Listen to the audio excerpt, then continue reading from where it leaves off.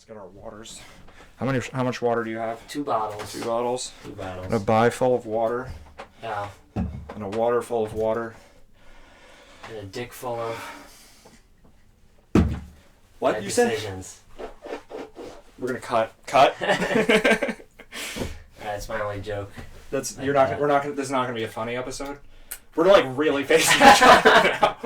And we're wearing less clothes this time. Oh my god. It's funny, we talked about Okay. we talked about you having like body image trauma from your childhood last time, and now it's like, let's do a podcast shirtless. Let's just go from that to that. How are you feeling right now? I would say this is a 3rd date that we're on. It's like a 7th date. Who's making dinner tonight for this date? I think we're at the point where we're kind of chipping into the meal. Okay, we're well past who's cooking for who. I mean, we're being cooked right now. We are. So for it's anyone 1:38. not watching Hold on, this. let me do this. Let's set a timer for when the oven will be ready. We'll go an hour. Oh boy, that's a long oven. I thought we were doing 45. Well, we don't have to go the whole time. It's 139 degrees in here. Usually we do 165, 170. And yeah, so this is not as hot. I don't know. How do you think we're going to be doing 45 minutes from now? I mean, I guess if we're doing well, it means we're on the ground begging to get out of here. Right? Yeah. That means, like, we've shocked our proteins or something. The heat shock proteins? So we're at Zenome Studio. Let's start with that. Let's talk about this place a little bit. Lay the scene. We're at Zenome Studio in Hoboken, between 1st and 2nd Street on Washington. And as you can see, for those watching, this is like a private sauna. We've been in here many times at this point and just had essentially a podcast in the sauna where we just talk about... I think what's great about this is, like, compared to bathhouse or like the public ones that we go to sometimes, the decompressing doesn't happen as much as when you're here, when it's like we're just by ourselves. This is where we talk about our experiences at the bathhouse. Yeah, right? this is where we're gonna be very sweaty in this episode. I'm just gonna have to get used to it. I'm like feeling self-conscious that I'm gonna be just drenched, and you'll be there later than I am because I sweat more than you. But luckily, that won't impact anything in the podcast. I don't know. think. Like maybe by the end of the episode, we'll just be kind of like gasping for air, and it'll affect the content. Maybe that'll be good material when we're just like struggling to breathe and we can't articulate as well. Usually by the end, I'm like pounding my head into the bench to be like, I gotta get out of here. There's like 2 minutes left, and I'm miserable, but then I feel incredible after. So it's always worth it. It's always worth it. The sauna is maybe I feel like it's both overrated and underrated. Like all the biohacking stuff that we do a lot of now that I'm very into, it's so mainstream now. We went to a place last night where they were talking about like spirituality and meditation in the sauna, that other ship in New York. And we kind of talked about this after, that it felt like there's a level of what's being discussed in the health and biohacking and wellness and mindfulness space. There's so much good stuff, but then it feels like there's a fakeness to it now where people are just saying the words, but they don't really understand what it is. Right. Like the instructor at this class we were at was talking about how happiness is a chemical process in the body, and you don't need your circumstances to be any such way to feel happiness. Like you get traditional accomplishments, but you never actually feel happy. There's always a what's next. You move the goalposts constantly. And I love that as a concept. I think it's so true, but I feel like the people who are saying it and the people who are hearing it are not really connecting with what that really means. I think it's just kind of like it sounds nice and you're getting dopamine off hearing spiritual like language, but I feel like for most people they're not really internalizing the message, because as soon as they leave the place they go right back to the same complaining and worrying about their regular lives. Yeah, but it's still, regardless of that, it's still like insanely beneficial to have even just an hour of that where you're experiencing the happiness. I mean, I'm gonna let you lead this, drive the car, but like I'm coming in kind of in like a bad, frustrated mood. Like I had a rushed hour before this of like trying to make content for my music. And now I'm coming into this place where it's like going to channel like happiness in here. So even if it is only temporary, I do think obviously it's insanely valuable for what you get. You know, and I'm a huge advocate for this, which is why I let you convince me to go into an oven here to just have a hangout. I honestly, I get that, yeah, I've been thinking about this more than you have, I guess, the preparation for doing this episode. I'm, like, both scared, but also more genuinely excited to record this. Hopefully the microphones and everything, like, it doesn't all melt. Because I feel like this has become the most important thing that I do in my whole life. We didn't even know this place was here, that Xenom was here, until I think I saw a flyer for it in a coffee shop that's next door. They'd already been here for 4 months, and, like, this is my favorite thing ever. And I didn't even know they were here for the first 4 months that they were here, and this is less than a 5-minute walk from our apartment. But yeah, like we could spend this whole episode talking about heat shock proteins and better sleep and lower inflammation and not getting sick and boosting growth hormone and all the health reasons why sauna is great. And I'm like somewhat of an expert on these things, but that's nowhere close to the main reason that I do any of this. I mean, for you, it probably is not the main reason either. Like, it's for the mind. Yeah. But I also know there are benefits, and I've heard them, but I don't have them memorized. Like, I couldn't tell you them. Other than the term heat shock proteins, I've heard of it. I don't exactly know. Andrew Huberman and Rhonda Patrick say it a lot. Yeah. And I just trust that you've done research, and we talk about it a lot. I mean, I feel like for people listening, is it worth mentioning? Like, where do you get your sources from? Why, how many hours have you spent? Like, I don't know. What do people want to... How do they want to define expert when you say you're an expert? Sure. It's like... It's a fair question. We could spend 20, 30, 40 minutes just having the most generic, boring episode about the health benefits of sauna. And I think some people would like it. Most people that I know kind of know about this already because I've already told them. I already, just bombard people with that all the time. So I'd rather cover the other reason why I even do this in the first place, which I talked about in the first episode of the podcast that I recorded 2 months ago, which is how I even got to the point where I thought that it was necessary to do this stuff. The first bead of sweat has trickled down his cheekbone. That's not the first. I'm going to be very sweaty. All right, sorry. You know what's good? If I start crying during this episode, you won't be able to tell because it'll just look like sweat. So that's a good little barrier. I was kind of worried about that. Yeah. Sorry, go ahead. So you were saying, podcasts, the number one reason that a lot of people think to go to the sauna is the health benefits. We're not going to spend today's episode talking about in detail the health benefits. Right. I think we've already covered it enough, and as it comes back, it'll come back, and it'll just be secondary, I think. For me, when I got really sick in 2019 and 2020, the whole first episode of this podcast is about it. I'm sure many people, if you're listening to this one, you probably heard some of that at least. Or if you just know me, you know some of that story. But I didn't realize that I had an issue with heat until much later on after I'd initially gotten sick. So my timeline, as a brief summary, was I wasn't feeling well late 2019. I kind of got myself better around the start of the pandemic. And then I was just living at home with my parents because of COVID, not necessarily because there was anything wrong with me. I felt totally fine. And so in 2020, I didn't do much in the summer because we were all in lockdown. And in 2021, I didn't do much that summer either because I was still at my parents' house. It was kind of the end of lockdown or the end of that time. I hadn't moved back to Hoboken yet. And fun fact, as he was about to move in, the roof caved in your bedroom. That delayed things in this story a little bit. And then there's another fun fact, which is the day that I moved back in to see that roof, I went to go see Joe Rogan do stand-up. And I got COVID at his comedy show, which is just the irony of all ironies. Yeah. I think many people will know why. Yeah. But let's not talk about him. That might make me start crying also if we talk about how Joe Rogan has let us down. Yeah. Some people would say, you should have saw it coming, and I disagree. But nonetheless. So summer of 2021, I didn't think that I had an issue other than just getting back to normal life. And so when I got COVID that fall, it was October of 2021, I had the normal symptoms like everyone else. And then I think I had what would be classified as long COVID.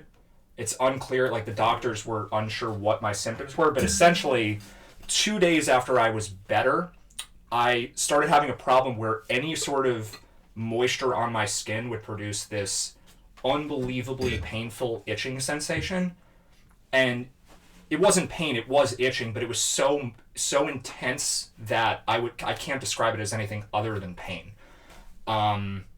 So what I was doing then was this was kind of how I got started into the wellness space. I mean, I already cared about my diet and stuff, but like cold and heat specifically, because I couldn't be hot. I couldn't sweat. Like right now, if it was October of 2021 and my face looked like this, I would be like yelling. Like it would I had to take a shower and then run outside into the winter and just let the weather basically freeze the moisture so that I would not be wet for that long. So I was showering and then going immediately outside without my clothes on. Yeah, he couldn't do slip and slides for like 2 years. It really sucked. I couldn't do slip and slides. I couldn't. I can't even think of any other funny jokes now because it's like it slip and slides. Can you do more? Yeah, you do the references. We're in a slip and slide nearly right now. I definitely couldn't do this. Yeah. I couldn't get turned up. I'm just kidding. What'd you say? Yeah, you gotta avoid. Don't hold back. Can't avoid getting too turned on because you're trying. 3. Just try not to get wet. Don't hold back. On date number 3. I was not sure if I was gonna say that or not. Date number 7. Date number 7? That's what it feels like. What's your 7th date, like, typical move? I do a podcast on date 7 usually. And if I haven't been on a 7th date in a while, so when I do get to one, this is now the protocol. I pray for you, Miss Number 7. Are you going to do the same thing? I'm just going to call her Sevens when she walks in. Yeah. No, it's Sevens. Yeah, Matt Saracen. Is that his number? Yeah, they call him 7. Oh my god, that was a weird through line. Mies was for Halloween one year, he was Matt Saracen. Yeah. From Friday Night Lights. And his nickname in the show is 7. That's what Coach calls him. And Sevens. Riggins, they call him 7 because he's number 7, the quarterback. So I eventually resolved the itching thing, but it kind of like started me in this path of caring about my temperature. But in the summer of 2022, it was over 2 years after I'd been sick initially. So I wasn't really worried about my health at all at this point. But when summer started that year, like you remember when we would go out, right? Like I could not deal with any humidity. Right. I think you should revisit some of the things you would do. We talked about the ice packs and the shoes last episode. But actually, I think this was even the summer before that because that prior summer, you know what's crazy is you were in a relationship for how long? A year. And I met your ex twice. Really? You actually met her? Only twice. Is you sure she's real? But like we were roommates for most of that. Yeah, I know, it's nuts. But I feel like you would have to leave certain situations. We only met twice and it was in passing both times. They weren't like So when the breakup happened, it was kind of hard to actually like I didn't know anything about her. Yeah, it was wild. And part of the reason that happened is because I was so busy gambling that whole time. Right. But part of why it happened was I didn't go outside for a whole summer because I just needed to be in air conditioning. Yeah. So it was so unnerving to go from a place where I thought I had fully recovered, like my life was normal, to a place where it was like I was starting from scratch again. Because at this point I had started exercising fully again. My diet was, some would say, overly strict at that point. Keto-ish. I mean, I was eating steak, vegetables, fruit, and essentially nothing else. And then these, like, coconut chocolate cups. Keto cups. Yeah, keto. No, this is keto cup time for sure. My dad, but, like, there was... That was date number 5 for him, was without the keto cups. And Zach Stone is going to be famous. That's date 1, actually. Oh, yeah. If you don't like Zach Stone is going to be famous, we are not compatible. Yes. That's the only red flag I have. You should not go out with me. Is this a hinge prompt? Yeah. I hate that hinge prompt. It's a terrible one. Yeah. And especially if I make it something that no one's heard of. Someone was like, you should not go out with me if you're allergic to dogs. And it's like, okay, let's just rule out all love due to canine allergies. Let's just frame everything in the negative. But it is, that's like a whole tangent that we can do. We'll this is usually what we end up talking about in here is like, why are people so addicted to the negative framing of everything? Sure. But let's finish your arc of Batman. Yeah. Sweatman, actually. This is my superhero name. So I think it was July 4th weekend of 2022, and I hadn't been outside that much because a lot of it was because of gambling, but there were a couple instances where I like was in the heat for too long and just didn't feel great. And I remember we had friends who were having a party. Some of there was like a 20-minute walk from us. I don't think you were going, but I had to walk 20 minutes from our apartment. I think it was to the Heights, so like the other side of Hoboken. And I was 15 of the 20 minutes of the way there. And I remember like sitting down on the sidewalk and just being like, this doesn't work. Like, it wasn't even that hot. It was probably like 85 degrees, but it was like a little muggy, and I just could not tolerate it. Like, I just felt so unwell. It's like my whole body would just feel warm, like my blood was boiling, and it would just be like this. The only way that I've figured out how to describe this is it just feels like a permanent hangover.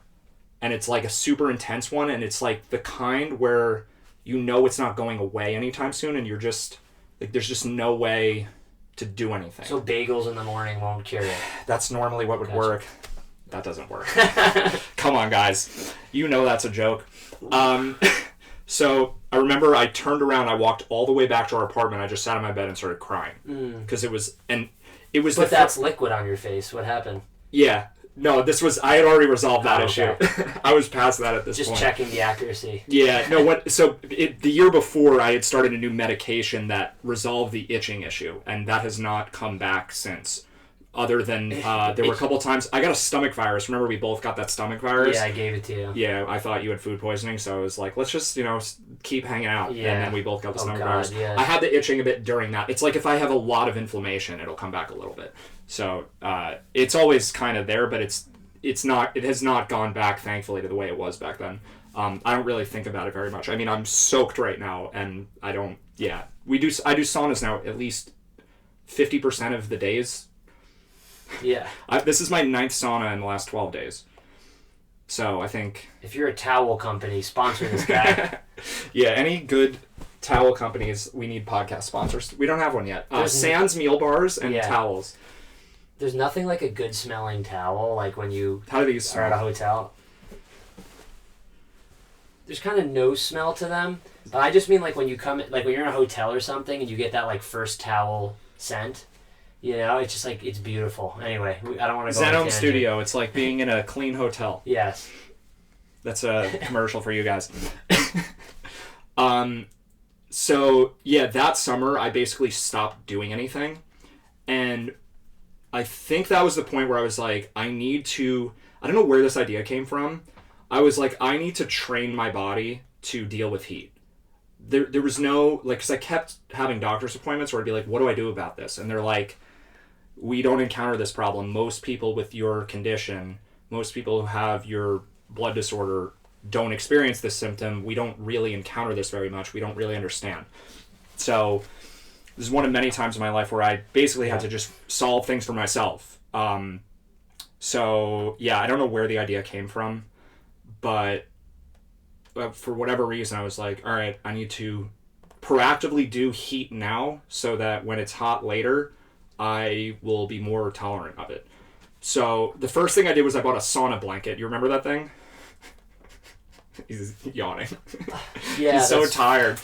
We have water. You have 2 bottles of water. You should drink it. I was yawning. Oh boy. Man down. Oh, it got a lot wetter in here. No, we're good. There's a towel on the ground. Guys, that sauna blanket was disturbing. So the sauna blanket was essentially a sleeping bag that cooks you. So I'd lay in it with my laptop and bet on basketball and heat my body, because those were the 2 things I was doing. Didn't you offer people to, like... sit in it with me? Not on dates. I mean, like, when friends came over. That's an interesting idea. Yeah, do you want to try my sauna blanket? Well, you could wash it. It was... Yeah, no. It was, not as clean. It was hygienic. Not as hygienic as this place, but... Yeah. It was okay. You never did it, though. No. You hadn't been convinced that it was important yet. You could not pay me to go into a sweaty heat blanket. I did do it in the winter, so when you would get out, you'd at least cool off. Sure. So I did that, and then what I started doing was when I would drive, I would cook the car as hot as possible. So literally 2 pairs of sweatpants, 2 sweatshirts, 85-degree blasting, full intensity in the car, and I would drive back and forth from Hoboken to Warren. Listening to Limp Bizkit the whole time. What did I listen to? Bang with the bang, the bang, the bang. Is that Limp Bizkit? Are you a musician or something? I think that's Limp Bizkit. No, I was probably listening to like NBA streams of whatever game was on. That's not as cool. No. No. If I could rewrite it, I'll Yeah. go back and be like, yeah, I was listening to the that Pump up music. Pump up To music. get your blood flow sweating. The Batman soundtrack. Yeah. Ra's al Ghul.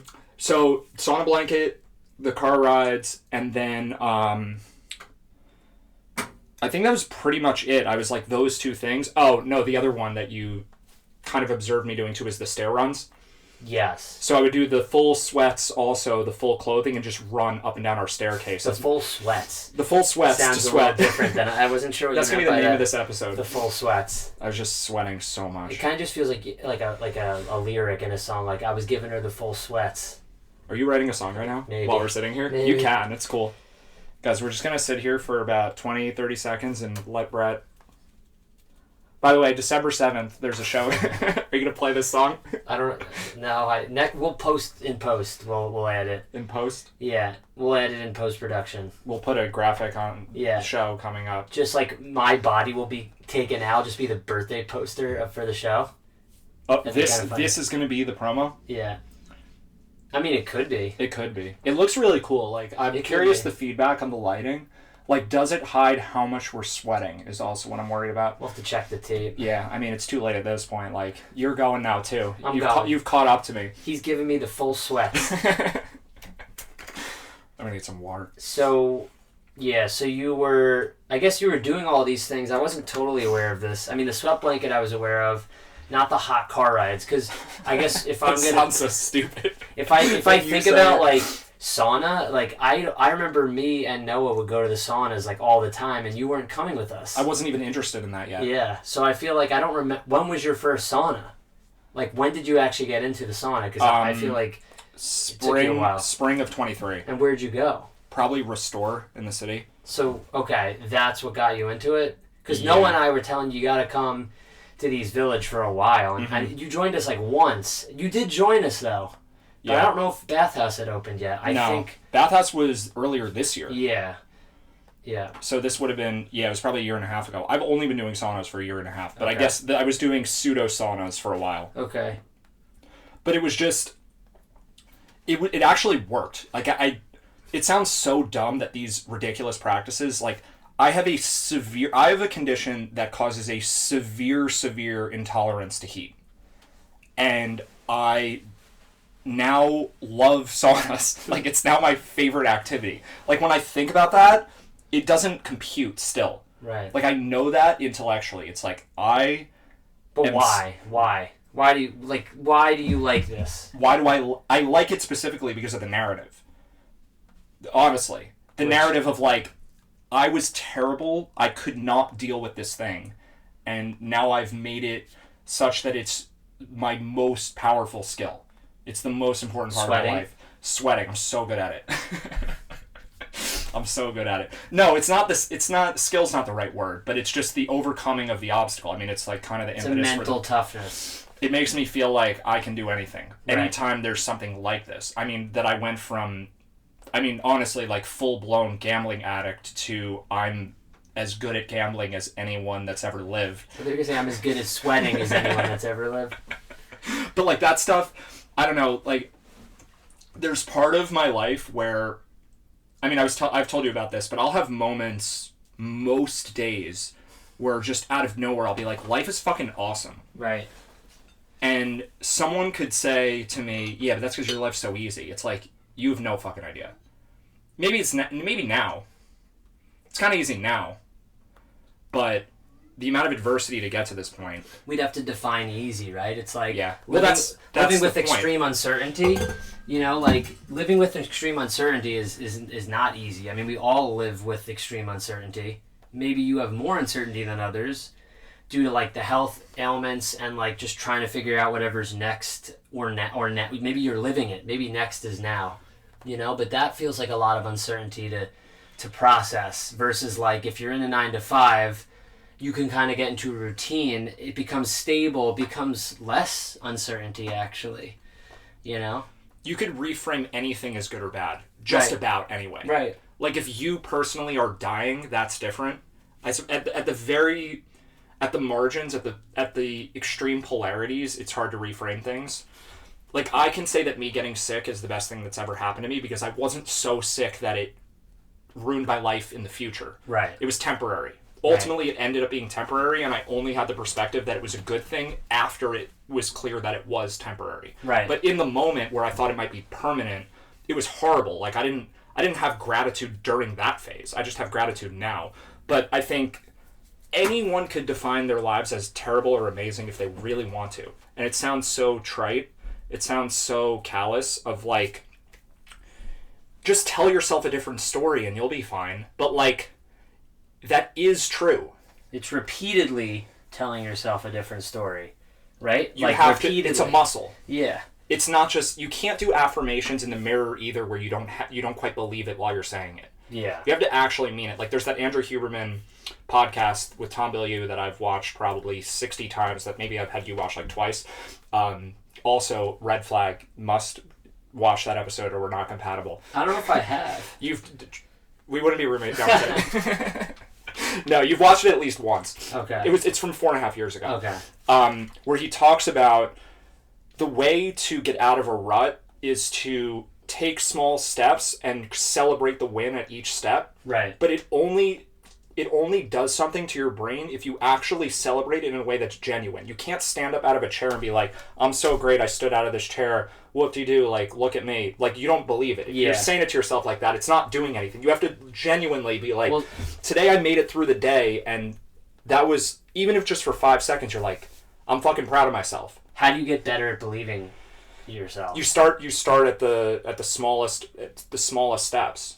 Anyone can advance a little bit relative to where they are. Sure. If you're having a problem, you can solve the problem by a fraction, no matter what the problem is. You can make it a little less bad. And then you celebrate the fact that, hey, I'm nowhere near the finish line yet, but I'm on the right track. I'm moving towards my goal. I'm making intentful progress towards the thing. And then you just give yourself credit that you're starting a journey. Yeah, it is funny how, you know, like for music, there's so much to plan. And like I have these shows that I'm trying to plan and I have a to-do list. Sometimes it'll be like 2 p.m. and I'll have done nothing productive for the music. Mm-hmm. But then I'll send one text to one person and be like, hey, can you take photos of my next show? And then it'll trigger me to do like 7 things in the next hour. It's like one little text. So do you think you're good at giving yourself the acknowledgement that you've done it? Do you think that's why it's working, or you think it's kind of just, it's kind of baked in? I feel like I start to see like the stacking of proof, and so like I'll like check. I'm a huge to-do list person. It's like a bit of a sickness, you know. I'll like, oh, I checked that off. Oh, I could do these other 3 things. They're so easy. But I do think it's like all of the mental gymnastics that I've gone through for years of like, I'm not good enough and like I could never do this and this is my lane. Like I've worked to kind of like rid myself of so much bullshit that now I can actually believe myself when I'm like, dude, you just made it through a 45-minute sauna session, or like by the end of this, I'm going to feel pretty happy. Like, wow, we did a podcast. Cool. But I think for me, I'm just trying to work with like the beginner's mindset more, like with this podcasting stuff. I don't have any expectations, you know? It's just like, oh, let's have a conversation. But with music, the expectations are so high. So I think I'm better about things that like I don't put the stakes behind. Like, hey, there's not that big of stakes behind doing a podcast with your buddy and like trying to help people, but trying to write the greatest song ever and only getting 2 words further than I was the day before. Like sometimes I miss that. I don't see it as valuable as it is. Yeah, I think we all should be better at both realizing that stuff matters a lot and also realizing that stuff matters not at all, that it matters 0, that everything is irrelevant and none of it matters even in the slightest because we're all like on our way to our graves and none of this is going to matter even in a flash. Like no one who's alive will be alive anymore. And so if you only think on that one side of the spectrum, you're missing, like, you can become complacent and lazy. It's like, that's true nihilism. Is like, the world is ending, nothing has any point, I'm just going to sit here and do nothing. Right. So you need the balance of both, where it's like, let me put my best fucking effort into this thing while also realizing that it doesn't matter. Yeah, I get so hung up on social media posts. That's why I was late today. I was like, oh my god, what's the 12 seconds I should use? But ironically, the time limit made me more, like, it helped me because I wrote a quick caption and I didn't second guess it. I just said, fuck it, go. I mean, I probably refreshed the view count on a video I posted about Katz's Deli like 26 times today. It's like, what does it even matter? I hate when I do that. What are we doing? To see 50 more views on something? It's so to see stupid. 6 more views. Yeah, you're right. It's so 50. stupid. Whoa there, don't lie to the audience. You're not a fucking celebrity yet. I mean, you're close. You're closer than I am. But talking about celebrities and like being blips and shit, Quincy Jones just passed away last week. No one's even talking about him anymore. The guy made Thriller. Okay. You know, he made Thriller. Like, it's just... Yeah, we're blips, but I feel like I want to make the most of my blipping. I'm just gonna let that sit. No, it's I think the only way to thread the needle of these two extremes where it's like nothing matters but everything matters, like take conscious control of your life and put real thought behind how you spend your time and what, and you know, the way you treat people and all of that, while also being like, the world is finite and we're all going to be dead and none of this matters. The only thing you can really care about is like how you feel on your way through. Right. And not in some way of like, I just want to feel like life is easy and not do hard things, because that quickly comes back to bite you. Like, if that's too short of a time horizon, if you're hedonistic and you're just like, well, I should just have ice cream every meal because like we're all going to be dead anyway. Right. Yeah, but like think about what you're going to feel like next week. Right. Like the timeline's not that short. Yeah. So there's kind of this balance where you want to do the thing that is the best. It's the best expected value, which is to say it's the best combination of present feeling and future feeling. Yeah. You want to merge both. So for me, like, I basically convinced myself that I love eating healthy, even though when I was growing up, my favorite foods were bagels, chicken parm, pizza, Yodels, Devil Dogs, Entenmann's cake, ice cream. Like, those were my favorite foods. And I've, over time, rewired my brain to believing, because it is a belief, like your favorite things are just a story you tell yourself. It's not genetic, clearly, because I wasn't born eating ribeyes. But now I've convinced myself that ribeyes are my favorite food. And how do you do that? It's like a muscle. You just, over time, keep telling yourself this. And I don't think it's the kind of thing that can just unravel quickly. Like, you have to believe that there's this sort of amorphous thing that is you that can be directed. And it's kind of paradoxical, because it's like you're pushing yourself from the inside. And there's just one you. Like, There's no separate entity it's all you. But, like, a different part of your mind is pushing a second part of your mind to become a way that, like, that part of your mind knows you would be better off as. So some people would hear this and be like, that's fake. As opposed to what, though? Just letting the current of life dictate what you care about? No, like, conscious control is important. Yeah. It's hot in here. It's really hot in here. I'm having trouble, like, listening to you. How long have we been in here? It's like 30 minutes now. I don't want to know, dude. Don't tell me. I'm just approximating because you can't see the clock. Someone spoiled the end of Penguin for me this morning by accident. Like, it's not a huge deal. I've compartmentalized and processed it. But yeah, don't spoil the ending of the sauna. 'Cause with saunas, it's like when I know I have 4 minutes left, it becomes exponentially hard. Let's hold off till the point where we feel like we're dying, and we'll keep it rolling, and we'll talk everyone through what the end is like. Where it's like we know it would be better if we just hung in a little longer, but we're not there yet. Are we gonna call that segment like Inside the Towel, where it's like you come into the towel like, with? You said what? Should we talk? What words did you just use? Guys, I'm hiding now. I texted someone today, and it revived the situation. Are you just gonna? Is that gonna be a cliffhanger?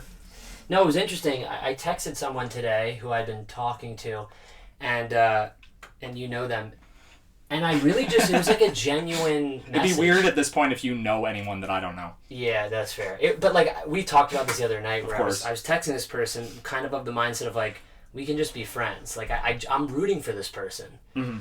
But then ironically it sparked like should we go out? You know, and I just thought it was funny. I've been wanting to talk to you about it, but now it's like the microphones. This happened today. Yeah, I'm trying to think how we can say this about them without saying who they are, because I know exactly what and who you're talking about now. This is just going to be a funny thing for the listeners. Like, God, their lives are so interesting. I wish I was a part of it. No, I thought it was just an interesting, like, it felt like a paradigm moment for me where, like, I'm not needy about it. Like, I genuinely, like, have been rooting for this person, even though, like, the responses from this person have been real shit. And just like today it came over me, I'm like, I'm just gonna congratulate them on the thing that like they just accomplished. They just released something cool, and like it just led to like a genuine moment between the two of us. And I still actually don't know, like, like I don't even know exactly what's gonna happen, but I think that's kind of, it just felt like a moment where you could just root for someone you've gone on dates with, and not put any needy energy behind it, and just like, and it could actually just, it could be something. I don't know, like I didn't have any, I don't know what my intention was. I think it was literally just to be like, I respect someone who's doing artistic things. Right. And I'm gonna let them know. I'm not gonna like hold back out of they haven't responded to me. You know. Yeah. I'm not worried about that. Without going too much into like the personal details of it, because we're gonna have episodes at some point where we do specifics. Because I like that a lot, but let's leave it there. Yeah. Because it kind of relates to something that we had, like a topic that I actually wanted to come back to, which is the way, like the pattern of brain activity that people get stuck in. So, like, are you someone who defaults to complaining and seeing the worst in not in just everyone, but everything? Or are you someone who defaults to just being an actual optimist? And that doesn't mean you always say nice things to people. It actually can be counterintuitive, where sometimes saying something harsh is coming from a space of optimism. You're like, I see so much more potential in you, so I'm going to criticize you because you could be so much better. It's not negative. That's a delicate balance to live in. It's really fucking delicate. I got a couple people I want to be extra honest with, and it's like I haven't done it because I feel like the reaction is going to be real shit, you know, but that's not fair to them, and it kind of impacts the relationship that I'm, you know. Right. Also, I just want to say to the audience, like, I didn't exactly know how to bring up that dating situation, so I feel like I was like 75% being real, and then the other 25, I was like, should I not bring this up? It's the hotter it gets, the more meta we get. Yeah, we're only it's like an active situation, so like I don't want to go more into it. When our grandkids listen to this episode, then we'll have felt bad that we didn't give them more specifics, because none of it will matter to them. No, but for yourself, I mean, I actually just had this thought today, which is sort of similar, which is like, if you really think about the nature of dialogue that that me and you tend to have, where we, despite the fact that we talk about this stuff and are super self-aware about this stuff, like, let's make sure that we veer into the positivity space and not the negativity space, and not in the bullshit way, the genuine way. Yeah. Let's like try to redirect ourselves towards that as a conscious process all the time. I still think that we have our own blind spots. Like, both of us are, I mean, I can hear it a little bit. It's like 5% in the story you just gave of like, we both we kind of like fetishize this thing of, oh, like, it didn't quite work out with her, but like, I did a good job. Like, I did everything I could, and now we're just gonna like be friends and everything's great. Like, it isn't. It's risk averse. Yeah. To be like, I'm gonna go for this for real, or I'm just gonna make everyone my friend. And I'm going to have 1,000 friends, and there's going to be a little sexual tension with, like, 1,000 of them, you know? Yeah. It's like, but I think we kind of both have become, in some sense, dependent on the dopamine of that situation. Of talking about, like, we made this analogy, actually, last week. We were talking about the concept of roster baiting for fantasy football. Of, like, oh, yeah, there's, like, all these people that, like, I might end up with. Look how many the potentials there are. And, like, nothing has happened with 80% of them. Half of those don't even text me back, but like, could be even higher than 80%. Sure.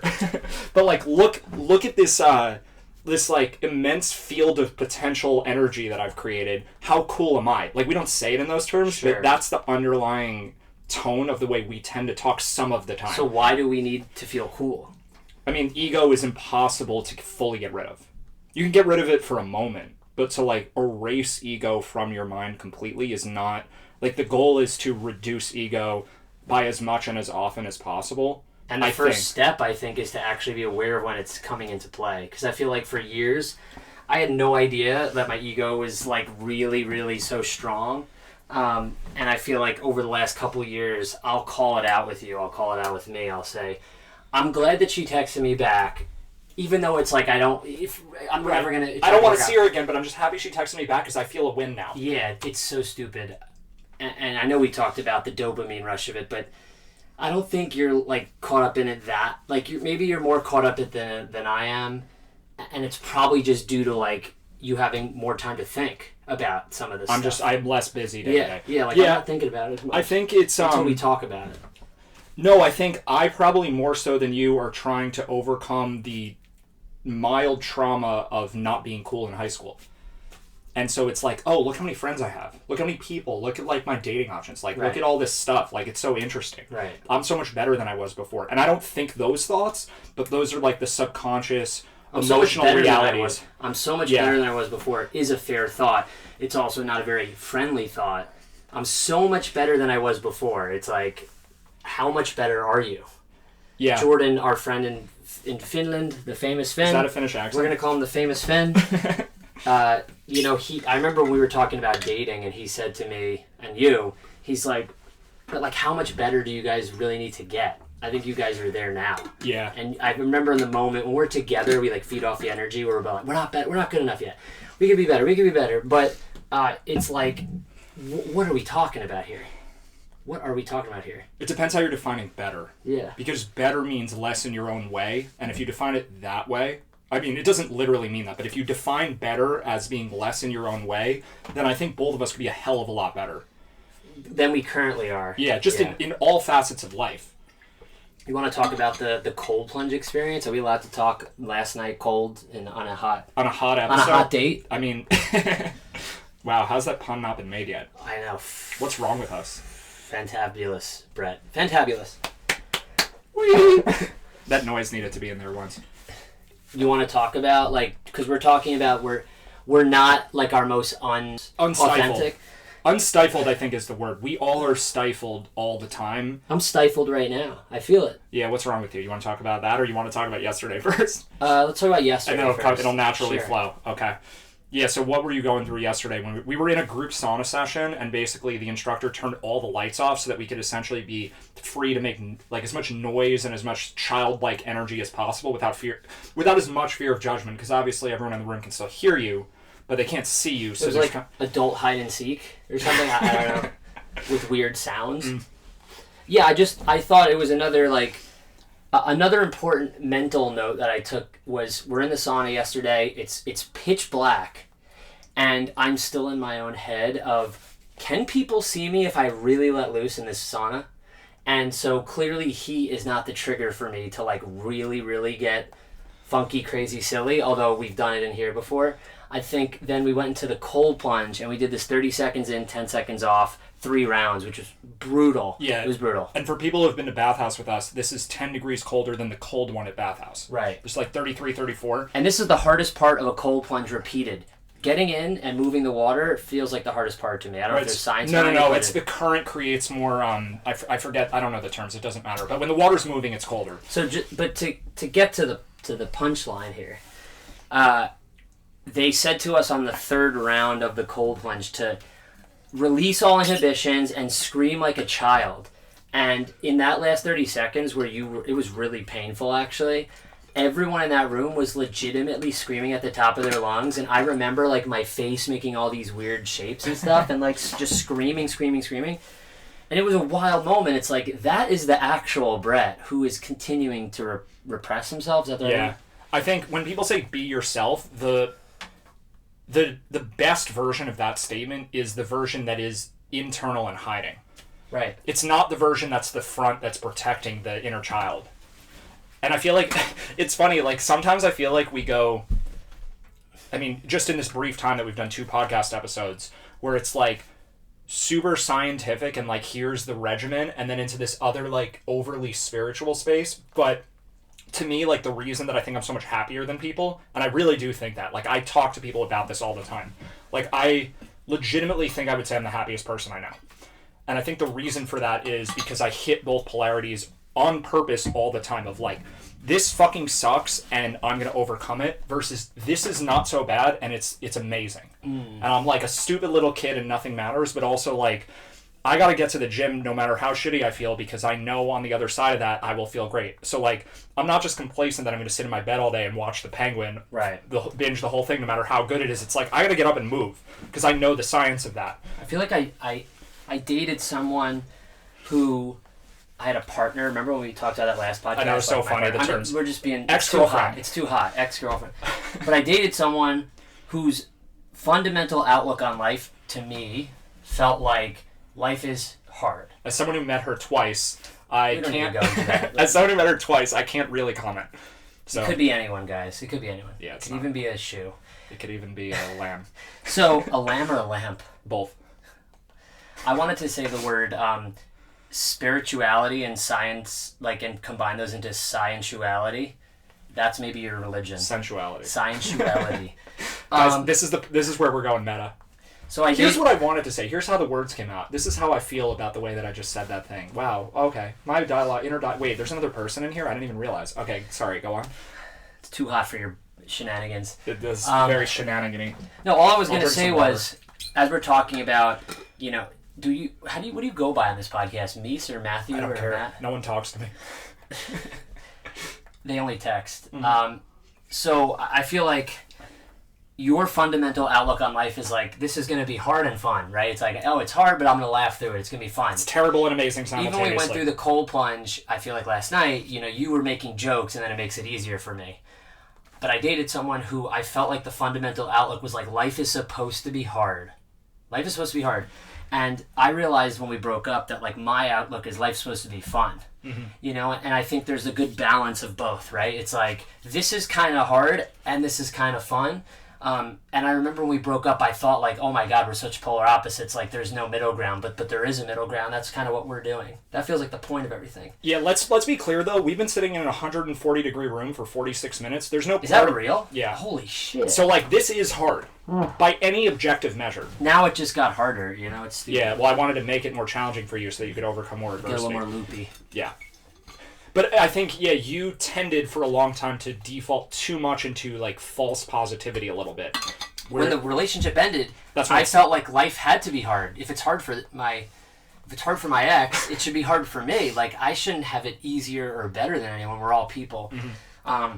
And that's a lot of concern with how other people are perceiving you, which when Yeah. in reality it's like my worldview should be the way that best serves me, and then by best serving myself, I'm positioned to best serve other people. I was just gonna say, for me, if it's helpful to anyone that's listening, very, very hard on myself, and of the mindset that like I feel like I connected with my ex on that in parts of the stages of like, this is supposed to be hard. I'm seeing someone like literally like die every day at the end of a work day. It's like I should be dying at the end of a work day, but hard is defined differently for so many different Hard people. is defined by how you define it. Yeah. These are subjective terms. Yeah. You've had it hard. Yeah. I've had it less hard, but now I'm already like defining. Yeah, did we what's grow hard. up in like a military camp where we have like no food or water? Like, Right. what are we talking about, right? But that itself seems like, oh, but that's so distant from your reality. Why even bring that up? But like that perspective is important. There are people like let's take a less extreme example. It's not someone who's like born in Ukraine 2 years ago, but like let's take someone who just is born in a really poor neighborhood, and one of their parents is a drug addict and the other one doesn't live with them Right. anymore. I'm always Okay. going to feel like I've had a less hard life Yeah. than them. I just am. I'm going to feel like there's privilege, and I know that there's privilege. And it's like, as a musician, it's just interesting because, like, Dave Matthews, one of my favorite musicians, like, he's had so much hardship. I think his ex-fiance left him to stand there at the altar. His sister passed away at a young age. Like, there's been... It's interesting because it usually feels like there's death. It's like when there's death that happens... Mm-hmm. We go, okay, they've had a hard life, but there's a lot of it's not black and white, and I just feel like me trying to figure out how much harder of a life I've had than others is kind of a losing battle, because I think my goal is to get better as a person every day, and hopefully when I get to a place where I'm good enough or wealthy enough or have enough impact, I can then pass it down. Like that's why I kind of feel like I've lost track of like doing charitable deeds over the last couple of years while music has kind of taken the focus again. And my goal for 2025, I'm saying it like, so we record it down. Like I want to go do charitable things way more. I even thought like one day a week I should go do something next year. That's kind of what I'm brainstorming. Tell me if you agree with this though, because to me it feels like, I don't know if I want to say it's the most charitable thing, but a version of being charitable that is super underrated would be just spreading good vibes very, very proactively. Like, what if you just had a day where you walked around Hoboken for 4 hours and every single person on the street, you just stopped them to, like, tell them something great about themselves and, like, meant it. And your goal was just to, let's snap. My hands are too wet to really get the traction. Keep making your point. Dunk it, baby. Dunk Let's it. dunk it. Dunk it. I can't jump in here because I'll hit the ceiling in this lovely sauna and I've already almost broken Just it. dunk it. Dunk it. it sounds stupid and it's like a cop-out to say, I'll just spread good vibes. What does that look like for most people? Doing nothing. If you just say, I don't need to do charity, I'll just spread good energy. For most people, if they were to say that, they would just play video games or sit at home or maybe just talk to their family and not actually do it. And they would just tell themselves a story. I'm spreading good vibes. It's okay that I don't contribute in these other ways. What I'm really talking about is saying, no, I'm too easy on myself. Like, that is not really what's happening. I'm just being a lazy piece of crap. Like, go out into the world and make other people's lives better. Yeah. Just make them feel good. I always remember when I volunteered at, like, the Salvation Army's holiday party, and I worked the coat check, literally, like, 4 hours of coat check work. And I met this 89-year-old lady, and we just, like, shared stories for 4 hours. And then she, like, tried to set me up with someone that didn't work out. But it was, like, a beautiful thing. I'm cringing hearing this, though. Like, what is wrong with me? And maybe if it were flipped, you'd be feeling the same thing of, like, that sounds so corny. I just explained to you why it's so good. And yet, even you just giving an example of what I said was an amazing thing by my own description, you're giving an example that you agree with me, and I'm still like, that's so dumb. It's a little different, though. I went to a charitable organization and volunteered and ended up bonding with someone who is a senior. That's not why I'm cringing, though. Why are you cringing? Because of the date thing at the end or something? No, I'm cringing because just like, oh, that doesn't really make a difference.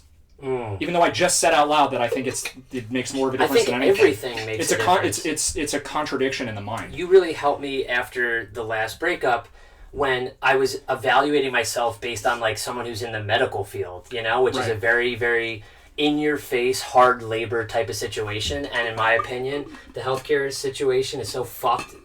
Like in the U.S. for sick, like the way they treat doctors, nurses, everything, it's so fucked. But I kept comparing myself to, if I'm not saving lives today, like, I'm worthless.